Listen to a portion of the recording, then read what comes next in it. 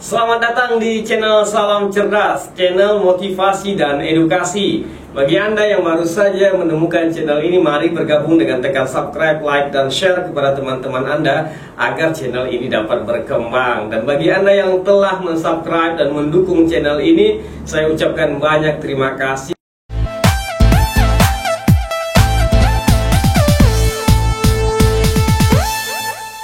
Assalamualaikum warahmatullahi wabarakatuh. Salam cerdas. Apa kabar mahasiswa Indonesia? Tetap semangat dalam berjuang dan menimba ilmu pengetahuan, dan tetap semangat untuk menulis skripsi tugas akhir Anda. Baik, dalam video ini kita akan membahas mengenai bagaimana jika dosen bertanya kepada kita, dosen penguji maupun dosen pembimbing, mengapa Anda memilih metode tersebut. Nah, pertanyaan ini adalah pertanyaan yang sangat penting sekali dijawab oleh mahasiswa. Sangat penting sekali dijawab oleh Anda. Kenapa? Karena metode inilah yang Anda gunakan di dalam tulisan Anda. Semestinya dan wajib bahkan Anda mengetahui mengapa Anda memilih metode ini. Bagaimana cara menjawab jika dosen bertanya kepada Anda seperti itu? Sebelum saya memberikan bagaimana cara menjawab jika Anda ditanya hal yang seperti ini, saya akan memberitahukan kepada Anda dulu, mengingatkan kepada Anda bahwasanya metode itu adalah cara. Metode itu adalah langkah. Jadi cara inilah yang kita gunakan untuk menyelesaikan skripsi kita. Langkah inilah yang kita gunakan untuk menyelesaikan skripsi kita. Langkah ini, cara ini yang kita gunakan dalam proses penelitian kita. Itulah yang dimaksud dengan metode. Nah, sehingga metode ini merupakan hal yang sangat penting sekali Anda ketahui, dan Anda harus mendalami metode ini agar kinerja daripada skripsi Anda, kinerja daripada penelitian Anda itu berjalan dengan baik sesuai antara metode dan isinya. Dan ternyata masih banyak mahasiswa yang kurang memahami mengenai metode penelitian mereka sendiri, bahkan tidak paham sama sekali mengenai metode penelitian itu, sehingga pada saat sidang skripsi mereka sangat kewalahan sekali, mereka sangat ketakutan sekali ditanyakan mengenai mengapa memilih metode penelitian tersebut. Padahal ini adalah pertanyaan yang biasa-biasa saja. Ini adalah pertanyaan yang sangat wajar sekali ditanyakan oleh dosen penguji Anda. Dan ini mudah sekali dijawab jika Anda benar-benar memahami mengenai metode itu apa dan kenapa Anda memakai metode itu. Sangat mudah sekali. Baik, dalam video ini saya akan membantu Anda untuk dapat memahami metode itu. Dalam video ini saya akan memberikan beberapa contoh agar Anda mudah untuk memahami metode itu, dan jika Anda memahami apa yang saya sampaikan ini, pastinya Anda akan dapat dengan sendirinya menjawab mengapa Anda memilih metode itu. Baik, silakan simak contoh berikut ini. Yang pertama, saya akan memberikan contoh dengan sebuah pisang. Nah, ada satu buah pisang. Pisang ini mau dimakan, tetapi ada beberapa metode, ada beberapa cara, ada beberapa langkah orang sebelum memakan pisang melakukan hal itu. Apa itu? Yaitu mengupas kulit pisangnya. Ada orang mengupas kulit pisangnya dari atas ke bawah, dari atas ke bawah, dari atas ke bawah. Ia lakukan 2 hingga 3 kali sehingga pisang itu terbuka dan bisa dimakan. Ini satu metode, ini satu cara. Kemudian ada lagi orang yang ketika mau makan pisang, ia mengupasnya tidak pakai tangan, dia mengupasnya pakai pisau. Nah, pada saat itu dia belah 2 pisang. Nah, kenapa dia membelah 2 pisang? Karena inilah cara menurut dia yang baik.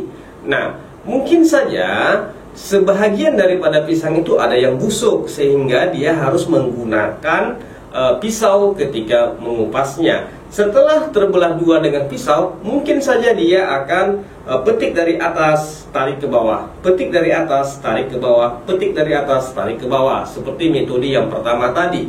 Dan mungkin saja karena dia tidak mau lagi menggunakan tangannya untuk memetik itu, dia menggunakan pisau keseluruhannya. Nah, sehingga menggunakan pisau keseluruhan itu, itulah metode dia untuk melakukan penelitian itu. Menggunakan pisau itu adalah cara dia, langkah dia untuk memakan pisang tersebut. Nah, pelajaran yang penting daripada contoh yang pertama ini adalah ketika kita mau mengupas pisang, ketika kita mau mengupas sebuah pisang, maka kita harus melihat bagaimana kondisi pisang itu. Ketika pisang itu segar, ketika pisang itu tidak ada busuk sama sekali, maka dia akan dilakukan dengan metode yang normal. Dipetik dari atas, kemudian ditarik ke bawah. Dipetik dari atas, kemudian ditarik dari bawah. Dan begitulah selanjutnya. Nah, Anda bisa memahami nih dengan contoh yang pertama ini. Nah, kalau bisa silakan berikan komentar di bawah ini. Contoh yang kedua, saya misalkan dengan mau pergi ke satu alamat. Kita misalkan Anda mau pergi ke rumah sakit X di jalan Y. Nah, rumah sakit X di jalan Y ini bisa ditempuh dengan berbagai jalan, ya. Ada jalan A, ada jalan B, ada jalan C, dan juga ada jalan D. Banyak jalan menuju ke rumah sakit X di jalan Y itu. Nah, ketika Anda mau berangkat ke sana, ketika Anda menuju ke sana, ketika on the way perjalanan Anda itu ke sana, Anda memilih jalan A, ya, dengan berbagai macam pertimbangan, sehingga Anda dapat menghemat waktu ke sana. Dan tak terlepas kemungkinan ada orang yang pergi ke rumah sakit X jalan Y itu dari jalan B. Kenapa? Karena rumahnya lebih dekat lagi daripada rumah sakit itu dengan menggunakan jalan B. Kalau menggunakan jalan A, ia terasa jauh, dan seterusnya. Nah, pada kasus ini, maka Anda itu memilih jalan itu adalah jalan yang tepat menurut Anda sesuai dengan tujuan Anda. Nah, jika kita analogikan ke dalam penelitian kita, maka ketika kita memilih metode B itu, metode B itulah yang paling tepat sekali di dalam penelitian kita. Meskipun ada jalan lain, meskipun ada metode yang lain yang sesuai dengan penelitian kita, tetapi jalan B itulah yang paling tepat sekali dengan penelitian kita. Nah, dari mana kita mengetahui jalan B itu lebih tepat daripada penelitian kita? Adalah dari eksperimen kita, adalah dari hipotesis kita dan fakta di lapangan. Dan biasanya ketika orang bisa mengatakan atau memutuskan metode B adalah metode yang paling tepat sekali dalam penelitian saya, jalan B adalah jalan yang tepat sekali menuju ke rumah sakit X di jalan Y itu.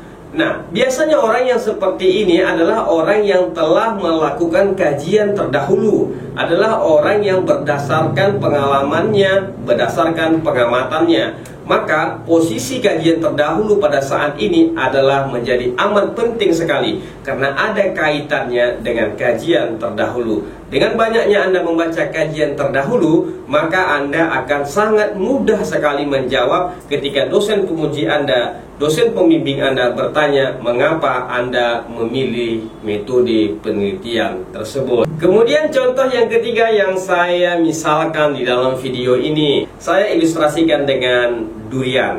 Nah, tadi saya dengan pisang, sekarang dengan durian. Silahkan Anda bayangkan pisang dengan durian. Nah, ada kasus yang berbeda ketika mengupas pisang dengan durian. Nah, bagaimana caranya kita mengupas durian? Bagaimana metode mengupas durian? Tentunya, biasanya, lazimnya, kebanyakan orang ketika mau mengupas durian tidak langsung menggunakan tangan, tetapi menggunakan pisau untuk membukanya sedikit, kemudian ditariklah, direkahlah dengan tangan. Ini lazimnya dilakukan oleh orang lain.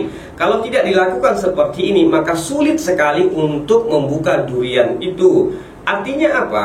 Ketika kita dalam melakukan kajian, ketika kita dalam melakukan penelitian, dalam menulis skripsi, ada satu kasus judul skripsi yang tidak bisa menggunakan metode yang lain. Dia harus benar-benar harus menggunakan metode ini. Nah, jadi kalau tidak menggunakan metode ini, maka perjalanan penelitiannya, maka hasil skripsinya tidak akan baik, tidak akan maksimal, meskipun ada jalan lain untuk metode itu. Contoh, Anda bisa mengupas durian tanpa pisau, Anda banting-banting saja, akhirnya dia akan terbuka dan bisa Anda rekah dengan tangan Anda. Begitulah analoginya ketika kita ingin menyatukan antara metode dengan pembahasan kita. Nah, Sampai di sini Anda paham atau tidak apa yang saya sampaikan? Nah, jika Anda memahami apa yang saya sampaikan ini, silakan Anda berikan jawaban ketika dosen pembimbing Anda bertanya mengapa Anda memilih metode penelitian tersebut. Berikan jawaban Anda di kolom komentar.